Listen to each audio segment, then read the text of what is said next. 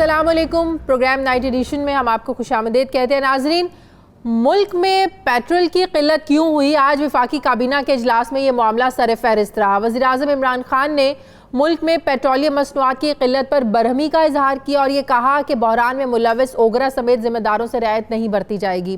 फिर काबीना अरकान ने भी इस मामले पर शदीद तहफ़्फ़ुज़ात का इजहार किया और ये कहा कि पेट्रोलियम मसनूआत की कमी का फ़ायदा मिलने की बजाय उल्टा नुकसान हो रहा है। जबकि मुआविन खुसूसी बराए पेट्रोलियम नदीम बाबर का कहना था कि मुल्क में इस वक्त 2.25 लाख मेट्रिक टन पेट्रोल मौजूद है। 1-2 रोज में वाफिर मिकदार में पेट्रोल दस्तयाब होगा। लेकिन सवाल यह है कि मुल्क में पेट्रोल की किल्लत आखिर क्यों पैदा हुई? क्या मुल्क में नया माफिया सरगर्म हो चुका है? दूसरी तरफ हुकूमत ने 3000 अरब रुपए खसारे का वफाकी बजट भी तैयार कर लिया है, जिसकी मंजूरी 10 जून यानी कल कौमी इक़्तिसादी काउंसिल से ली जाएगी, जिसके इजलास की सदारत वज़ीर आज़म इमरान खान करेंगे। फिर 11 जून को इकनॉमिक सर्वे जारी किया जाएगा, जबकि 12 जून को वफाकी बजट पार्लियामेंट में पेश किया जाएगा। 7570 अरब रुपए के वफाकी बजट का मुसव्वदा तैयार कर लिया गया है, जिसमें सरकारी मुलाजमीन की तनख्वाहों, पेंशन में IMF के दबाव के बावजूद इजाफे का इम्कान है। ज़राअत तवानाई के मंसूबों के लिए दरामदी मशीनरी पर कस्टम्स एक्साइज ड्यूटीज़ में 3% तक कमी भी मतवक्के है, जबकि टैक्स वसूलियों का जो हदफ है ये 4500 अरब रुपए रखे जाने का इम्कान है। आइंदा माली साल के लिए शरह नमू का हदफ 2.3% रखे जाने का इम्कान है। लेकिन इसके बरक्स आलमी बैंक ने अपनी ग्लोबल इकोनॉमिक पर्सपेक्टिव रिपोर्ट में ये कहा है कि पाकिस्तान की आइंदा माली साल में GDP नमू जो है ये -1% रहेगी। आलमी बैंक की जानिब से ये भी कहा गया है कि पाकिस्तान की मईशत गुज़श्ता अंदाजे से भी बुरी कारकर्दगी का मुजाहरा करेगी, जिसके बारे में खबरदार किया गया था। आलमी इदारे ने अपनी रिपोर्ट में कहा है कि पाकिस्तान के अहम बरामदी शोबाजात के तेज़ी से सुकड़ने की तवक्को है, जिसकी बहाली जो है ये बहुत सुस्त होगी और इसके मईशत पर गहरे असरात मुरतब होंगे। जबकि कोरोना की वबा और लॉकडाउन के बायस आलमी तिजारत मुतासिर होने से जारी माली साल के 11 माह के दौरान पाकिस्तान की जो एक्सपोर्ट्स हैं बरामदात में 6.87% कमी भी रिकॉर्ड की गई है, जिससे तिजारती खसारा 21 अरब डॉलर के साथ बढ़कर 27.77% जो है ना वो हो गया और 11 माह में बरामदात 19 अरब 89 करोड़ डॉलर की हुई। जबकि इसके साथ साथ दरामदात में 18.96% कमी रिकॉर्ड की गई। जबकि एक रिपोर्ट के मुताबिक गुज़श्ता 7 सालों में पाकिस्तान की हमसाया ममालिक के साथ बरामदात में मुसलसल कमी आ रही है। बरामदात में 5 साला नून लीग दौर में कम, जबकि तहरीक इंसाफ के दौरे हुकूमत में रिकॉर्ड कमी देखी गई। दूसरी तरफ माहिरीन मुआशरात के मुताबिक हुकूमत इस साल ज़राअत, लाइफ स्टॉक, सनत, मादनियात, खिदमात और मालियात के शोबे में शरह नमू के अहदाफ टारगेट हासिल करने में नाकाम रही है। आने वाले माली साल हुकूमत के लिए जो है ये कितना मुश्किल साबित हो सकता है?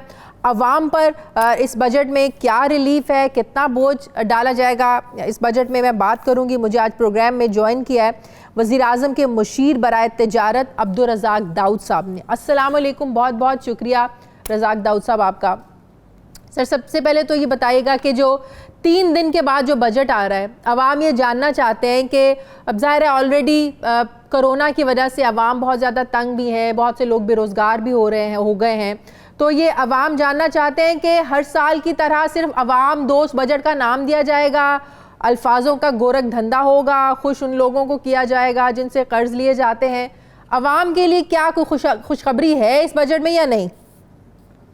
नहीं, देखो, इसमें कोई शक नहीं है कि ये तो एक कोरोना का बजट है और इस बजट का जो सारा डायरेक्शन है ना मुख्तलिफ होगा। हमारे मेन कंसंट्रेशन ये है कि किस तरह से हमें इकॉनमी को चला सके, किस तरह से हमें यह डिमांड को उठाना है। हाँ। तो इस सिलसिले में मैं बताऊं कि जो मेरे तरफ से इंडस्ट्रीज, कॉमर्स, इन्वेस्टमेंट्स की तरफ से जिस तरह से मैं देखता हूँ वो ये है कि बजट का मैं समझता हूँ 3 पिलर्स है। एक तो ये है कि किस तरह से हम लोगों ने रेवेन्यू का डायरेक्शन चेंज कर सके।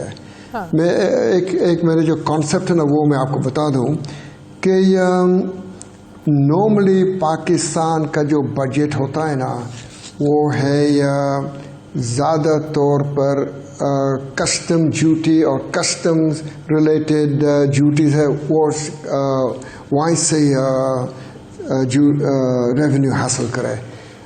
इस दफ़ा ये रुख बदल रहा है। सही कि मैं आपको थोड़ा सा स्टेटिस्टिक्स बता दूं कि पाकिस्तान का जो इंपोर्ट रिलेटेड जितने भी ड्यूटीज हैं तकरीबन 50% बजट का होता था। हाँ। अभी जिस तरह से आपको पता है कि इंपोर्ट्स कम हो गए हैं, हाँ। तो जाहिर है वहाँ से रेवेन्यू भी कम हो गया है। हाँ। और हम लोग जब बाकी कंट्रीज को देखते हैं ना, तो हमारा तकरीबन 50%, 45% ये भी है।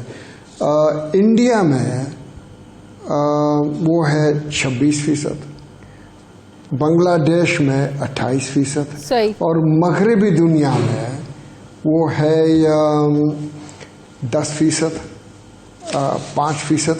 तो इसका मतलब ये हुआ कि हम लोग भी इसी डायरेक्शन में अभी कोशिश करते हैं कि इस तरफ जाए, इसलिए कि जब आपका रेवेन्यू सेल्स टैक्स और सर गुज़श्ता साल अगर हम अपने इंपोर्ट एक्सपोर्ट की बात करें, गुज़श्ता 7 सालों में हमारे जो नेबरहुड कंट्रीज़ हैं उनके साथ हमारी जो एक्सपोर्ट्स हैं उसमें बहुत ज़्यादा कमी आई है। ईरान के साथ बरामदात 5 करोड़ 20 लाख अमरीकी डॉलर से सिर्फ 0.01% रहेगी, बहुत कमी आ गई। फिर चीन के साथ 17% इसमें गिरावट आई है। अफ़गानिस्तान में भी ये रेशो बहुत कम हुई है। बावजूद इसके जो हमारा ट्रेड डेफिसिट है इसमें 27.77% कमी भी हुई है, लेकिन इसकी वजह एक्सपोर्ट में इजाफा नहीं बल्कि जो हमारी इंपोर्ट थी वो कम हुई है, जिसकी वजह से तजारती खसारा कम हुआ है। अब जो नया माली साल है इसमें टारगेट क्या है इंपोर्ट एक्सपोर्ट बैलेंस रखने के लिए? हमारी एक्सपोर्ट में किस हद तक इजाफा हो सकता है? क्या टारगेट क्या रखा है इस नए बजट में? देखो, एक्सपोर्ट्स के ऊपर तो काफ़ी तवज्जो दे रहे हैं, और मैं आपको एक बात बता दूं कि मार्च के 15 तारीख तक हमारे एक्सपोर्ट्स बिल्कुल सही जा रहे थे, और मार्च के महीने में और फरवरी के महीने में हमारे एक्सपोर्ट्स में इजाफा हुआ 14%। तो लेकिन जैसा कोरोना वायरस ने हमें यह हिट किया तो मार्च में वो गिर के 6% हो गया।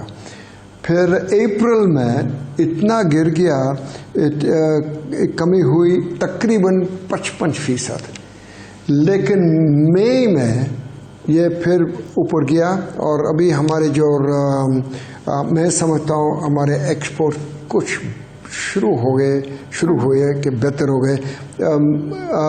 मई में डाउनफॉल 55 से अभी सिर्फ 35% हुआ, और मैं उम्मीद रखता हूँ कि जून में अल्लाह करे तो हमारे टेक्सटाइल की अगर बात करें तो ये हमारी एक्सपोर्ट का, पाकिस्तान की एक्सपोर्ट का एक बहुत अहम जो है ना वो सेक्टर है।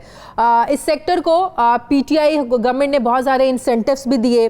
अब वो 40% तक गैस टैरिफ में कमी का एक और डिमांड कर रहे हैं। क्या इस बजट में टेक्सटाइल सेक्टर को मजीद आप लोग इंसेंटिव देने जा रहे हैं? नहीं, टेक्सटाइल सेक्टर को हम लोगों ने वायदा किए थे कि आपके लिए जो बिजली और गैस का जो हम लोगों ने सहूलत दिए थे वो कंटिन्यू रखेंगे। मेन डिमांड टेक्सटाइल्स का और बाकी एक्सपोर्ट सेक्टर्स का ये है कि आपने हमें कंपेटिटिव रखना है, और आपको पता है और मुझे पता है कि पाकिस्तान में बिजली का कॉस्ट है ना, दोनों गैस और इलेक्ट्रिसिटी बहुत महंगी है। तो हमें यहाँ सपोर्ट देना है और सपोर्ट देंगे अगले साल, तो इसमें कोई शक ही नहीं है। हम लोगों ने जो उनके जो और बेनिफिट्स है DLTL का वो भी कंटिन्यू रखेंगे। उन्होंने ये भी मांगा है कि DLTL कर उस पर कोई इम्प्रूवमेंट करें, वो हम लोगों ने डिस्कस करेंगे, वो तो हो सकता है। लेकिन और जो उनके पुराने पुराने जो रिफंड्स हैं वो हम लोग ने दे चुके हैं और अच्छा। आइंदा भी देंगे, इसलिए कि बिजनेसमैन को इस वक्त सबसे ज़्यादा तकलीफ है वो लिक्विडिटी का। हाँ। तो लिक्विडिटी को हम लोग ने इम्प्रूव करना है।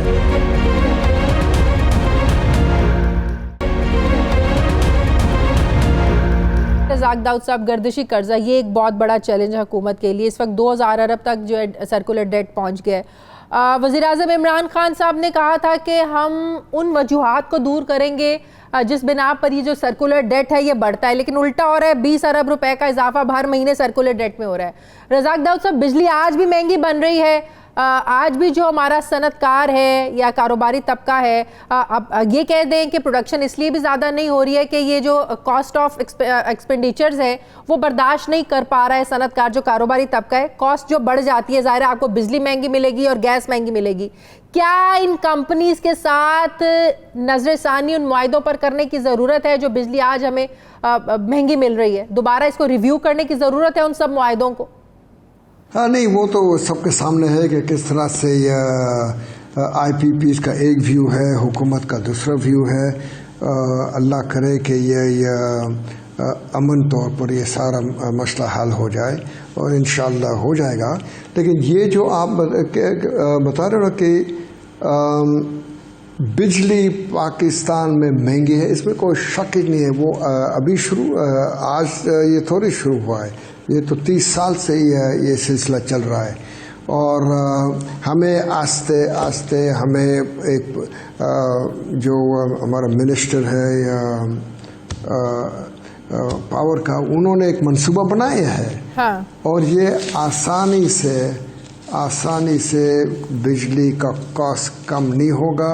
इसके ऊपर हमें तवज्जो कई सालों से देना पड़ेगा, तो फिर उम्मीद है। लेकिन हमारे एक्सपोर्ट्स के लिए हम लोग ने तो उनको दे दिए है लोअर कॉस्ट के ऊपर। बिजली का कॉस्ट हम लोगों ने देखे कि बाकी जो हमारे कंपीटिंग कंट्रीज है वहाँ क्या रेट है, और वो हम लोगों ने हमारे एक्सपोर्टर्स को दे दिए है। अच्छा। और इस वजह से उनके एक्सपोर्ट्स बढ़ गए। हाँ। तो उम्मीद है कि ये शुरू होगा। लेकिन एक चीज़ मैं आपको ये बता दूं कि मैं टेक्सटाइल्स की आप लोग बात कर रहे हैं कि हाँ। टेक्सटाइल्स में टाइम लगेगा कि जो मगरबी दुनिया के जो वहाँ से ये ऑर्डर्स आने शुरू हो जाए। लेकिन इतनी टाइम में हम लोगों ने तवज्जो दे रहे हैं PPE, प्रोटेक्टिव माल के ऊपर, कि हम लोग ने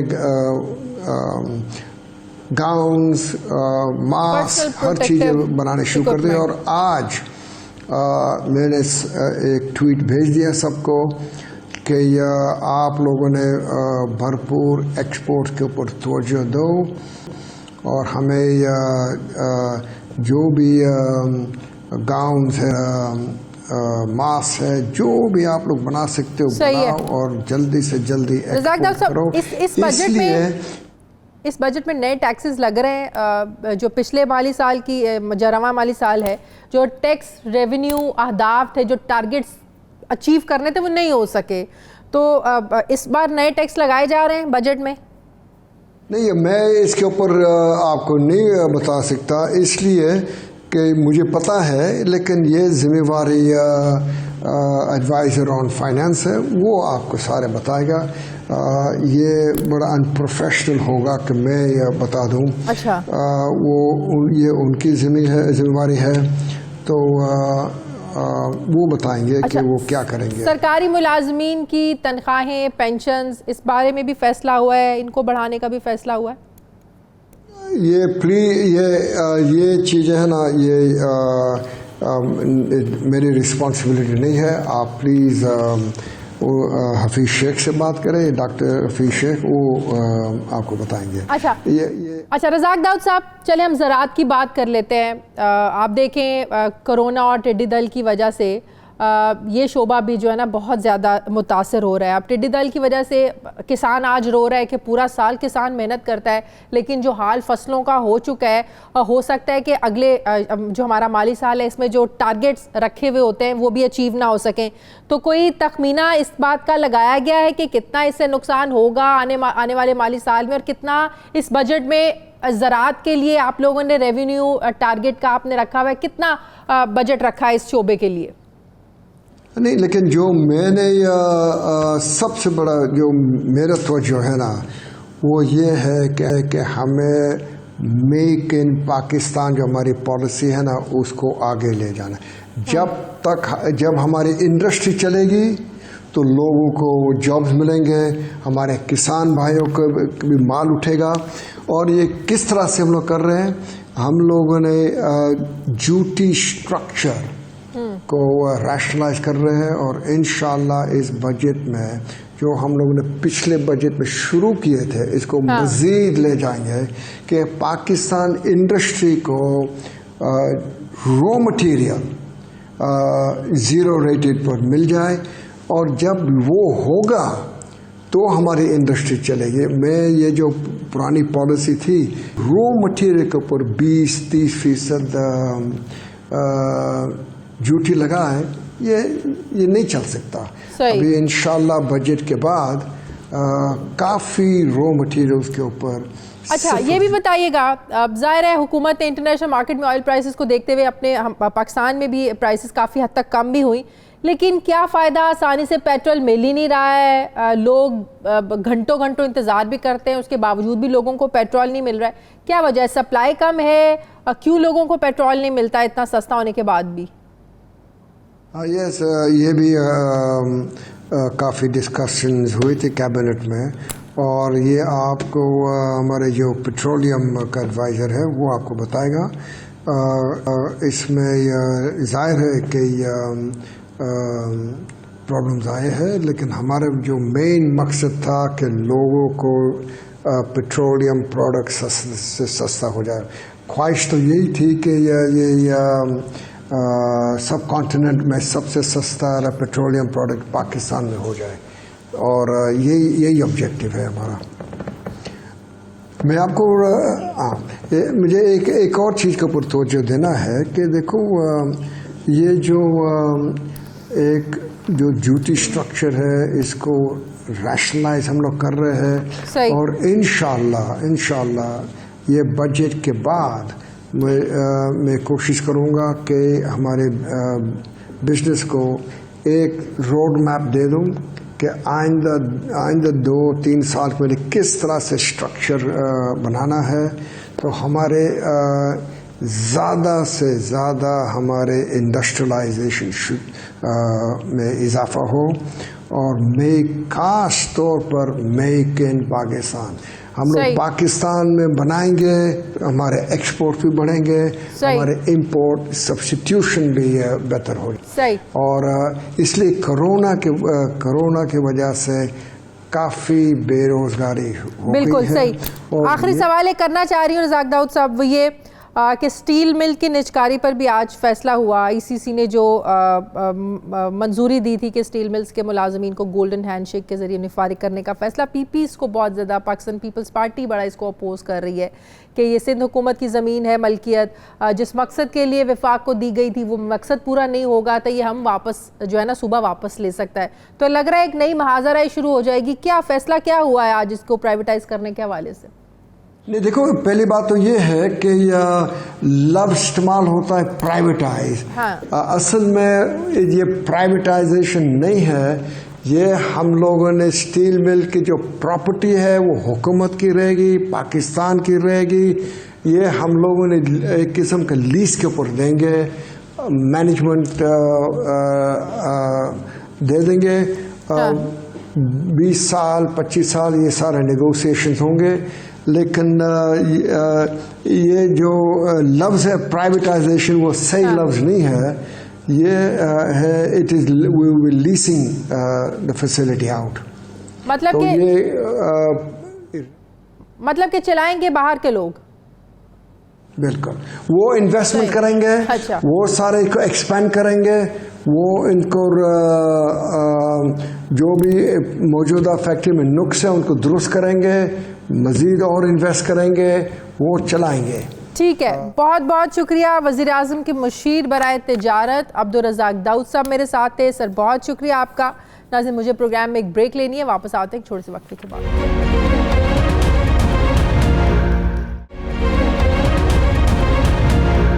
ब्रेक के बाद एक बार फिर से आपको खुशामदीद कहते हैं। नाज़रीन, पाकिस्तान में 26 फरवरी को कोरोना का पहला केस सामने आया। फिर फरवरी से लेकर आज के दिन तक मुल्क में कोरोना भरपूर तरीके से अपने पंजे गाड़ चुका है। मुल्क भर में कोरोना केसेस की तादाद 1,10,000 से तजावुज़ कर चुकी है। 2,200 के करीब अफराद जो हैं जान की बाजी हार चुके हैं। अब कराची शहर में अस्पतालों में जगह कम पड़ गई है और मरीजों को अब दाखिल नहीं किया जा रहा है। इतनी संगीन सूरत हाल में भी हम देखते हैं कि वफाक और सिंध में महाजराई अपनी जगह जारी है और कोरोना से लड़ने की बजाय वफाक और सिंध आपस में लड़ रहे हैं। कभी टेस्टिंग किट्स पर पॉइंट स्कोरिंग की जाती है, तो कभी टाइगर फोर्स पर, तो कभी एहसास प्रोग्राम के मराकज़ पर। महाजराई की वजह कोई भी हो, खमियाजा जो है यकीनन अब आम आवाम को हमें ही भुगतना पड़ता है और मज़ीद भी शायद भुगतना पड़ेगा। सिंध की जानिब से वफाक पर इल्ज़ामात लगाए जाते हैं कि वो कोरोना के हवाले से सिंध हुकूमत की मदद नहीं कर रहा है। 2 रोज़ पहले प्रेस कॉन्फ्रेंस करते हुए पीपल्स पार्टी के चेयरमैन बिलावल भुट्टो जरदारी ने कहा था कि कोरोना सिर्फ फैला नहीं, ज़बरदस्ती फैलाया गया और इसका जिम्मेदार वफाक है। बिलावल भुट्टो ने यह भी कहा कि अगर वफाक ने खुद काम नहीं करना था तो दूसरों की कोशिशों को सबोताज नहीं करना चाहिए था। ये बात भी हकीकत है कि हुकूमत और अपोजिशन कोरोना के खिलाफ कोई भी मौसर पॉलिसी बनाने में अभी तक तो नाकाम रहे हैं। लेकिन क्या ये सारा इल्ज़ाम वफाक के खाते में डालना दुरुस्त होगा? फिर आम सवाल ये भी है कि सिंध और वफाक में महाजराई 5 साल फिर क्या ऐसे ही जारी रहेगी? क्यों हर थोड़े अरसे के बाद सिंध में गवर्नर राज लगाने के मुतालिबात जो है ना वो जोर पकड़ने लगते हैं, ऐसी बातें होना शुरू हो जाती हैं। दूसरी तरफ हमने आज देखा कि सिंध में जो जाली डोमिसाइल्स का मसला है, मामला है, अब ये काफ़ी संगीन हो गया। इस पर आज बात भी हुई। सिंध हुकूमत तो कह रही है कि जाली डोमिसाइल पर नौकरी लेने वालों के खिलाफ भी कार्रवाई होगी, लेकिन क्या सिस्टम को भी ठीक किया जाएगा या नहीं, इस सब पर मैं बात करूंगी। मुझे ज्वाइन किया गवर्नर सिंध इमरान इस्माइल साहब ने। अस्सलाम वालेकुम, बहुत बहुत शुक्रिया गवर्नर साहब, आपने टाइम दिया। गवर्नर साहब, इस वक्त हमारे मुल्क में कोरोना केसेस जो है जिस रफ्तार से बढ़ रहे हैं, यकीनन ये एक बहुत ही अलार्मिंग सिचुएशन है। कल भी प्राइम मिनिस्टर साहब ने कहा कि जुलाई से अगस्त तक का जो ये वक्त है, इसमें जो केसेस हैं ये पीक पर होंगे। ये बात तो हम सब जानते हैं कि कौन कितना जो है SOPs पर अमल कर रहा है। एक हफ्ता पहले आपने कहा था कि सिंध हुकूमत अगर दोबारा लॉकडाउन की तरफ जाएगी तो मैं इसको अपोज करूंगा, मैं इसके हक में नहीं हूं, मैं इसकी मुखालफत करूंगा, सपोर्ट नहीं करूंगा। लेकिन अब जबकि कोरोना बहुत ज़्यादा बढ़ गया है, हर कोई तशवीश में मुब्तला है, अगर सूरत हाल दोबारा लॉकडाउन की तरफ जाती है या सिंध हुकूमत फैसला करती है, क्या इस सिचुएशन में भी आप ऐसे ही अपोज करेंगे जैसे आप कह रहे हैं कि मैं दोबारा नहीं चाहूंगा कि लॉकडाउन की तरफ जाएं? देखिए, हमारे पास 2 एक्सट्रीम पोजीशंस हैं इस वक्त। एक है एक्सट्रीम लॉकडाउन और एक है कि जो बिल्कुल लॉकडाउन ना हो। हम कोई मिडिल ग्राउंड नहीं ढूंढने पाते कि हम ऐसा करें कि कुछ चीज़ों पर पाबंदी लगा दें और कुछ चीज़ों को खुला रखें। हमने लॉकडाउन के दौरान करना क्या है वो प्लान हमारे पास मौजूद नहीं है। हमें ये नहीं पता कि हम लॉकडाउन करेंगे किस लिए कर रहे हैं, और लोग खोलेंगे तो फिर जो उसका आउटब्रेक होगा उसको हम कैसे संभालेंगे, आउटफ्लो को, सही वो हमें नहीं पता। उन मुल्कों में लॉकडाउन कामयाब हुए हैं जहाँ पे कोई प्लान करके किया है कि ये हम 45 दिन के लिए लॉकडाउन करने जा रहे हैं। इस 45 दिन में हम इतने अस्पतालों के बेड बढ़ा लेंगे, इतने वेंटिलेटर्स ले आएंगे, इतनी मेडिसिन हमारे पास आ जाएंगी, इतने डॉक्टर्स नर्सेज हम मजीद मुल्क के दूसरे हिस्सों से मंगा लेंगे या कोई और बंदोबस्त करेंगे। वो सारी चीज़ें तो हमारे पास प्लान में है नहीं। अगर है तो मुझे बता दीजिए, मैं तो इससे ना वाकिफ हूँ। गवर्नर साहब, ये प्लान सिर्फ आप सिंध हुकूमत के पास ना होने की बात करें, तमाम सूबों की यही हालत है, किसी के पास कोई प्लान नहीं था, इवन के वफाक भी फिर इसमें नाकाम रहा है। देखिए, वफाक तो लॉकडाउन के हक में ही नहीं था। हाँ। तो वफाक को तो आप अलहदा करें, उनकी तो पॉलिसी बिल्कुल डिफरेंट थी। Sindh government has been claiming कि लॉकडाउन की वजह से काबू पाया जा सकता है। लॉकडाउन की वजह, lockdown is also effective, but when it comes to a policy कि उसके साथ आगे आपने क्या करना है। कराची में पूरे सिंध में बेइंतहा ऐसी बिल्डिंग्स पड़ी हैं, इमारतें जहाँ पे अस्पताल तामीर हुए और अस्पताल यानी बिल्डिंग बन गई बट अस्पताल कभी चले नहीं, बने नहीं।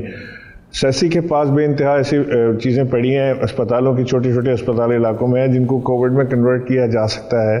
हमारे पास अगर 1000 बिस्तर का हम बंदोबस्त कर लें तो हम इससे फाइट बैक कर सकते हैं। इतना गंभीर मामला इसलिए नहीं है कि जो शरह अमवात है वो आज भी बहुत कम है अल्हम्दुलिल्लाह, तो हम इससे फाइट बैक कर सकते हैं प्रोवाइडेड कि हमारे पास कोई इस तरह की चीज़ हो कि विजनरी, जिसको हम कहते हैं कि अगर हम ये लॉकडाउन करने जाएंगे तो इससे हासिल हम क्या करेंगे। मिसाल के तौर पे अगर हम आज से 30 दिन के लिए बंद कर देते हैं, स्ट्रिक्ट लॉकडाउन कर देते हैं, सारा कारोबार ज़िंदगी को शट डाउन कर दें, हर चीज़ बंद कर दी जाए, उसके बाद क्या होगा? जब हम 30 दिन के बाद खोलेंगे तो जिन लोगों को घर में वायरस हुआ होगा, किसी एक को हुआ होगा, वो सारों को लगाएगा, मोहल्लों में वायरस बढ़ जाएगा, उसको हम कैटर कैसे करेंगे? क्योंकि हमने तो बंदोबस्त करना किया नहीं आगे। तो लिहाजा मैं कोई तनकीद बराए तनकीद नहीं कर रहा, मैं हर उस चीज़ की सताइश करना चाहता हूँ जो बेहतर काम के लिए की गई, लेकिन नज़रिया है कि मेरा ये ख्याल है कि वफाक जो बात कर रहा है वो बात बिल्कुल ठीक है।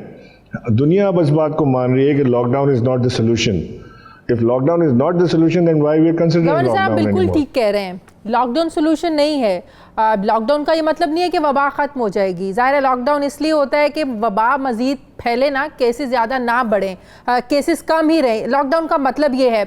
आप बिल्कुल ठीक कह रहे हैं कि लॉकडाउन जो है वो जो मईशत की सूरत हाल है उसका मज़ीद मुतामिल नहीं हो सकता, लेकिन अगर इसका दूसरा एंगल देखें वो भी बहुत ज़्यादा इंपॉर्टेंट है। वो ये कि अगर इसी रेशो से केसेस बढ़ते रहे तो हमें ये भी तो सोचना है कि क्या हमारा हेल्थ सिस्टम इतनी कैपेसिटी रखता है कि अगर ये बोझ बर्दाश्त कर सके। अब तो अस्पतालों में, आपको कराची के अस्पतालों की भी हालत पता है, उन्होंने तो मजीद मरीज दाखिल करने से इनकार कर दिया है। तो क्या हमारा हेल्थ सिस्टम बोझ बर्दाश्त कर सकता है ये? देखिए, ये तो आप उनसे सवाल करें जिनके पास हेल्थ सिस्टम था और जिन्होंने नहीं बनाया इसको। आप उनसे सवाल करें कि उन्होंने क्या किया इस मुल्क में, 3-3, 4-4 वारियां लगा के हेल्थ सिस्टम, एजुकेशन सिस्टम अगर कोई नहीं हम करेक्ट कर सके तो हमने किया क्या। हमारे पास तो प्रॉब्लम आती है कि हम अगर लॉकडाउन सिचुएशन में जाते हैं, आपको अंदाज़ा शायद नहीं है कि यहाँ पे 8 बाय 8 या 10 बाय 10 के कमरों में 10-10 लोग रहते हैं जो सुबह शाम की 2-2 शिफ्टों में काम करते हैं, 5 एक वक्त में कमरे में होते हैं। हमने उनको बंद करके कमरे में डाल दिया। एक शख्स को वो 10 को हो गया, वो 10 बार निकले वो 100 को करते हैं। ये भी लॉकडाउन के आफ्टर इफेक्ट्स है ना। ये फैक्चुअल पोजीशन है कि अगर लॉकडाउन में आपको, जब आप लॉकडाउन उठाएं, जिंदगी भर तो लॉकडाउन नहीं लगा सकते आप, हमेशा के लिए तो बंद नहीं कर सकते। मुझे नहीं पता कि कोविड कब तक रहेगा, आप भी नहीं मुझे बता सकते कि कब तक है। बिल्कुल। तो ये जब तक भी हमारे ऊपर है, इस दुनिया में है मौजूद, ये हमारे लिए खतरा है। हमने इससे फाइट करना है। उस फाइट के हमें तरीक़ेकार तय करने हैं। हमें ब्लेम गेम से बाहर निकल के हमें एक दूसरे की मदद करनी पड़ेगी टू बिल्ड एंड रीबिल्ड के इसको हम कैसे करें। अगर कोई अस्पताल ऐसे मौजूद हैं जहाँ पे हो सकता है, मैं तैयार हूँ मदद करने के लिए। मैं फिजिकली, प्रैक्टिकली, फाइनेंशियली मैं बिल्कुल तैयार हूँ, मैं करके देता हूँ, मैं तैयार हूँ। मैं आपके टीवी कैमरे के थ्रू मैं कह रहा हूँ कि मैं तैयार हूँ। That they want from me के टू डिलीवर कि आप हमें ये काम कर दें, मैं उनके साथ मिलकर करने के लिए तैयार हूँ। There is no issue. हमने तो लोगों की जानें बचानी है। आप तो बिल्कुल ठीक कह रहे हैं, मिलकर आप काम करने के लिए तैयार है। लेकिन इस पेंडेमिक में जहाँ वफाक और सूबों को मिलकर काम करना चाहिए था, एक पेज पर होना चाहिए था, वो चीज़ नजर नहीं आ रही है। जाहिर है अगर अच्छी प्लानिंग होगी तो फायदा आवाम का होगा, लड़ाई झगड़े होंगे तो अल्टीमेटली नुकसान भी आवाम का ही होगा।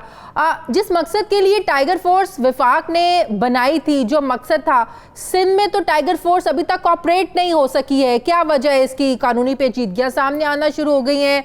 कहा जा रहा है कि जी टाइगर फोर्स जो है ना गवर्नर साहब के अंडर काम करेगी, जिले इंतजामिया के अंडर काम करेगी। जिस मकसद के लिए बनाई गई थी सिंध में तो वो मकसद पूरा हो ही नहीं सकता ऐसे। फिर देखिए, टाइगर फोर्स बहुत ज़बरदस्त फोर्स थी। मैं आज भी सिंध हुकूमत से कहता हूँ कि वो इसको भरपूर तरीके से इस्तेमाल करें।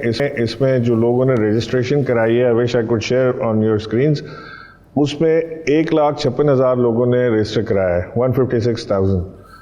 और उसमें PhDs हैं, इंजीनियर्स हैं, ग्रेजुएट्स हैं, बैचलर्स हैं, उसके अंदर अंडर ग्रेड्स हैं, इसमें स्टूडेंट्स मौजूद हैं, उसमें ऑर्डिनरी आदमी, शख्स मजदूर उसमें शामिल है। एक बड़ी ज़बरदस्त कॉम्बिनेशन, बड़ी ज़बरदस्त लिस्ट में लिए उन लोगों की जो वॉलंटियर करना चाहते हैं। वो चाहते हैं कि वो किसी तरह हुकूमत का मदद करें, हाथ बढ़ाएं इस मामले में। और अब हम टाइगर फोर्स को, क्योंकि सिंध गवर्नमेंट ने रिफ्यूज़ किया, द ओनली प्रोविंस इन पाकिस्तान जिन्होंने इसको रिफ्यूज़ किया है, बाकी सब चीफ मिनिस्टर्स ने और हुकूमतों ने इसको एक्सेप्ट किया है, वो काम कर रहे हैं। DCs के साथ उनको लगाया गया, हम यहाँ पे भी तैयार थे उनको देने के लिए, लेकिन क्योंकि उन्होंने रिफ्यूज़ किया है for what ever reason they have, I am sure कोई बड़ा माकूल रीज़न उनके पास होगा, कोई जवाब आपका भी उनसे लेकिन बात क्या होगी, रीज़न पूछिएगा। है? रीज़न तो पता होगी कि सिंध हुकूमत को क्या इस पर तहफ़्फ़ुज़ात हैं, क्या एतराज़ है? I don't want to visit that area, वो फिर एक बैड टेस्ट में बात चली जाती है। I don't want to visit that area. हम एक इस वक्त बड़ी अच्छी तामीरी गुफ्तगू कर रहे हैं, तो उसको उसी नहज पे रहने दें। मैं इसमें हम यहाँ पे अपने गवर्नर हाउस के थ्रू इसको ऑपरेट करेंगे। हमारे पास जो लिमिटेड स्कोप ऑफ वर्क है सिंध में, क्योंकि मेरे पास यूटिलिटी स्टोर्स में हम इनको मॉनिटरिंग पे लगा रहे हैं, हम इनको जो एहसास इमरजेंसी कैश रिलीफ सेंटर्स हैं उसमें लगा रहे हैं, और ट्री प्लांटेशन, ये 3 एरियाज़ हम आइडेंटिफाई हमने किए जो हम इनसे काम करेंगे इनके साथ मिलकर, और इंशाल्लाह ये फोर्स आपको बहुत जल्द स्ट्रीट पे नज़र आएगी। अभी हमारा एक प्रोसेस चल रहा है जिसके थ्रू हमें ट्रेनिंग दी जा रही है हमारे स्टाफ को, लोगों को। ठीक है, इसका मतलब है कि आपके अंडर ही टाइगर फोर्स ने काम करना है। ठीक हो गया। अच्छा गवर्नर साहब, आप खुद इस सारी सिचुएशन से गुजर चुके हैं, आपने अपना प्लाज्मा भी जो है वो डोनेट किया है। मैं चाहती हूँ हमारे इस प्रोग्राम के थ्रू आप उन लोगों को ज़रा बताइए, समझाइए कि अतिया डोनेट करने से उनकी सेहत को कोई फ़र्क नहीं पड़ेगा, किसी का भला हो जाएगा, किसी को नई ज़िंदगी मिल जाएगी, सेहत मिल जाएगी। लोग इस चीज़ को क्यों अवॉइड कर रहे हैं? आप ज़रा अपना एक्सपीरियंस शेयर कीजिए। आपने डोनेट किया तो क्या आपकी सेहत को कोई फ़र्क पड़ा? नंबर 1। नंबर 2 कि लोग तो आज भी जो है ना वो कोरोना को सीरियस लेने को तैयार नहीं है। डिफरेंट थेरीज आती हैं, लोग समझते हैं कुछ साजिश है, कोरोना कोई हकीकत नहीं है। आप तो खुद इससे गुजर चुके हैं, तो मैं चाहूँगी आप ज़रा लोगों को बताइए कि इसको सीरियस लीजिए, और ख़ासकर प्लाज्मा डोनेट करने के हवाले से अपना एक्सपीरियंस भी बताइए। प्लाज्मा डोनेट करने से आपकी जान को कोई खतरा नहीं होना। आप 1 हफ्ते के अंदर वो प्लाज्मा दोबारा बना लेते हैं, यानी डॉक्टर कहते हैं कि एक आदमी जो प्लाज्मा देता है उससे 2 लोगों की जान को बचाया जा सकता है, और एक शख्स जो रिकवर होने वाला है पेशेंट जैसे मैं हूँ, तो मैं 4 दफ़ा ये काम कर सकता हूँ, यानी 8 लोगों की मैं जान बचाने का जवाब बन सकता हूँ। तो और हमारे तो मज़हब में है कि जिसने एक जान को बचाया गोया उसने सारी इंसानियत को बचाया, तो हमें तो इंसानियत को बचाना है इस वक्त। हमने नहीं देखना कौन किस मज़हब से ताल्लुक़ रखता है, हमने नहीं देखना कौन गोरा है, काला है, किस रंग व नस्ल का है, क्या ज़बान बोलता है। तो इस वक्त ये प्लाज्मा अतिया करें, जो लोग जिनको अल्लाह ने शिफा दी है वो अपना फ़र्ज समझ के ये काम करें कि क्योंकि अल्लाह ने उनकी जान बचाई है, क्योंकि लोगों की दुआओं से उनकी जान बची है, उनके ऊपर फ़र्ज़ है कि वो अपना प्लाज्मा डोनेट करें। मौजूदा हालात में तहरीक इंसाफ ये क्यों समझती है कि 18वीं तरमीम पर बात होनी चाहिए? आप मौजूदा क्राइसिस देख के, पेंडेमिक है, पूरी दुनिया इससे लड़ रही है, हमें भी इस सिचुएशन को लेके बहुत सारे चैलेंजेस जो मुस्तकबिल में आने वाले हैं उनसे निपटना है, और फिर गवर्नर राज लगाने की बातें हो रही हैं कि सिंध हुकूमत नाकाम हो चुकी है, माशी हालात को देखते हुए ज़रूरी हो गया। आप समझते हैं कि मौजूदा क्राइसिस जो चल रहा है उसमें ये दोनों चीज़ें क्या वाकई नागुज़ीर हैं? क्यों तहरीक इंसाफ इन पर बात करना चाहती है 18वीं तरमीम पर, और ख़ासकर गवर्नर राज लगाने की बातें आए रोज़ क्यों सुनने को मिलती हैं? देखिए, इस वक्त ना 18वीं तरमीम को छेड़ने की ज़रूरत है, ना गवर्नर राज की कोई बात करने की ज़रूरत है। गवर्नर राज की बात तो मैं आपको ये भी बता दूं कि आज तक मुझसे वज़ीर आज़म इमरान खान ने कितनी मेरी मुलाकातें उनसे हुई 2 साल में वज़ीर आज़म बनने के बाद, कितनी बार टेलीफोन पे गुफ्तगू हुई, व्हाट्सएप पे बात होती है। मुझे आज तक उन्होंने कभी गवर्नर राज के ऊपर हमारी कोई डिस्कशन नहीं हुई, ना उन्होंने कभी मुझे कहा, ना मैंने कभी उनसे पूछा। We have not even discuss it for once. लगाना तो दूर की बात है, मैं आपको बता रहा हूँ। सही। दूसरा ये कि 18वीं तरमीम हमने इसलिए की थी कि हम इसको चाह रहे थे कि डेवोल्यूशन ऑफ पावर हो। हमें इसको किसी भी चीज़ को सेक्रेड काउ नहीं बना लेना चाहिए। हमें इसको रिव्यू तो कर सकते हैं, हम सारे सूबों के चीफ मिनिस्टर्स, वज़ीर आला खुद बैठ के रिव्यू कर लें कि इसमें कोई इफाका हुआ, कोई फ़ायदा हुआ, कोई नुकसान हुआ, क्या इसको हमें मज़ीद डिवॉल्व करने की ज़रूरत है, इसको मज़ीद ताकतवर करने की ज़रूरत है, कोई चीज़ें शिकें इसमें से निकालने की ज़रूरत है, या और मज़ीद इसके अंदर डालने की ज़रूरत है। बट वी डिस्कस, हम तो हर चीज़ को लेकर बैठ जाते हैं, इस पे बात नहीं होगी। क्यों नहीं होगी बात? किसी भी चीज़ पे बात हो सकती है बशमूल 18वीं तरमीम के। बट अगेन मैं आपसे कह रहा हूँ कि ये वक्त मुनासिब नहीं है इन चीज़ों को डिस्कस करने का। आगे ज़िंदगी पड़ी, हम पेंडेमिक से निकल जाए, उसके बाद हम हर चीज़ पर बात करेंगे। सही, बहुत शुक्रिया। गवर्नर सिंध इमरान इस्माइल साहब मेरे साथ थे। नाज़रीन, मुझे प्रोग्राम में एक ब्रेक लेनी है, वापस आते हैं छोटे से वक्फे के बाद।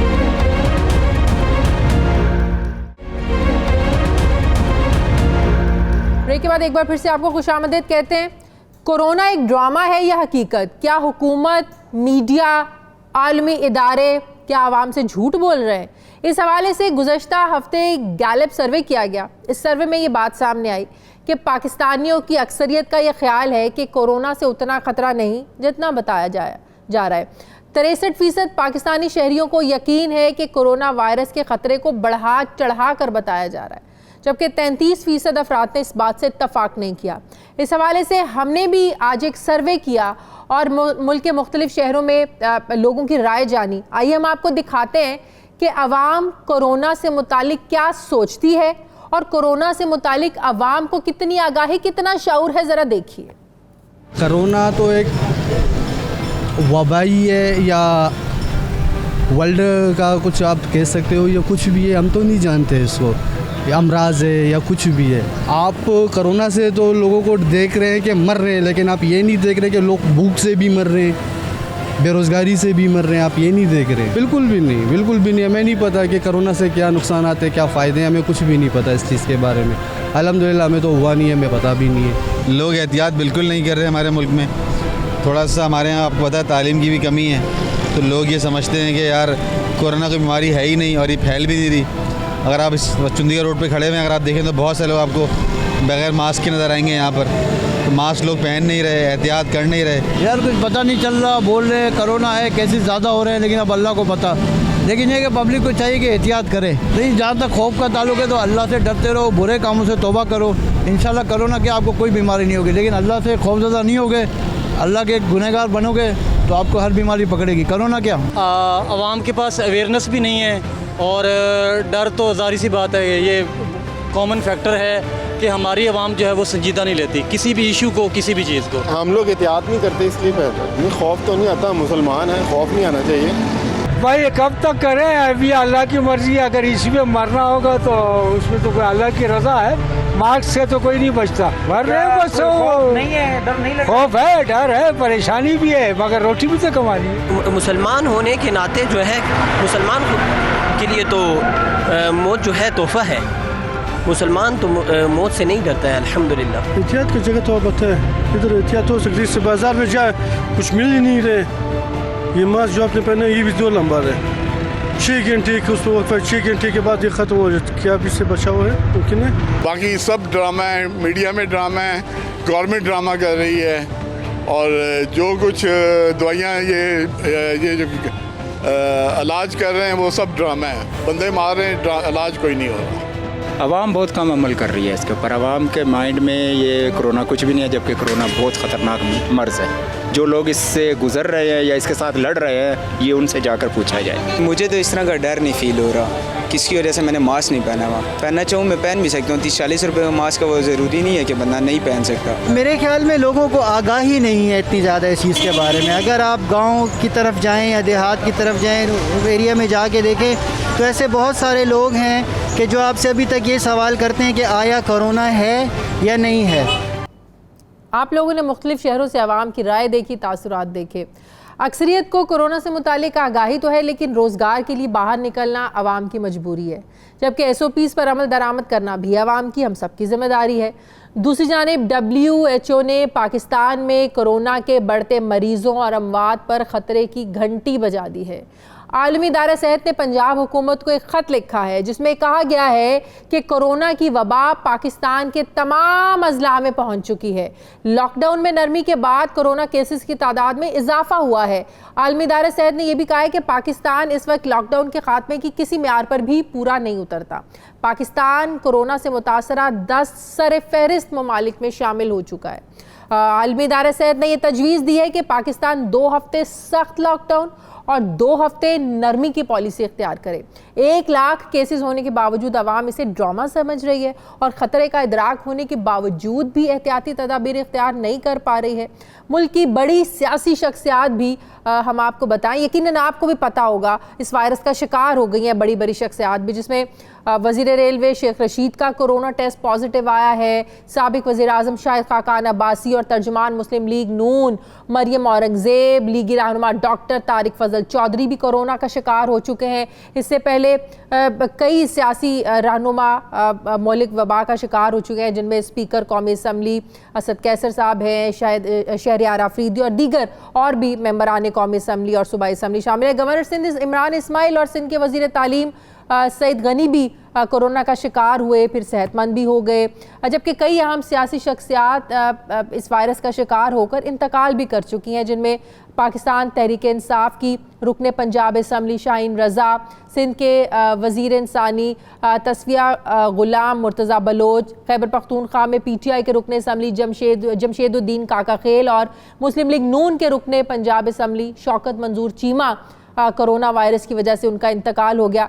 अवाम अगर अब भी सबके बावजूद भी इस हकीकत को नहीं मान रहे हैं तो फिर ऐसे में क्या किया जा सकता है। हमारी तो आपसे ये अपील है जो हमेशा मैं अपने प्रोग्राम्स के ज़रिए आप लोगों से कहती आ रही हूँ, अपने प्रोग्राम के तवस्सुत से, कि एहतियाती तदाबीर इख्तियार करें, ख़ुद को भी इस वबा से महफूज रखें और अपने प्यारों को भी इस वबा से जो है वो महफूज रखें। इसका कोई इलाज नहीं है, सिर्फ एक ही हल है, वो है एहतियात, एहतियात और सिर्फ एहतियात। नाज़रीन, ये था हमारा आज का प्रोग्राम के लिए आप फीडबैक ज़रूर दीजिएगा। मुझे इजाज़त दीजिए, मेरी आपसे मुलाकात होगी कल। अपना ख्याल रखिएगा। अल्लाह हाफ़िज़।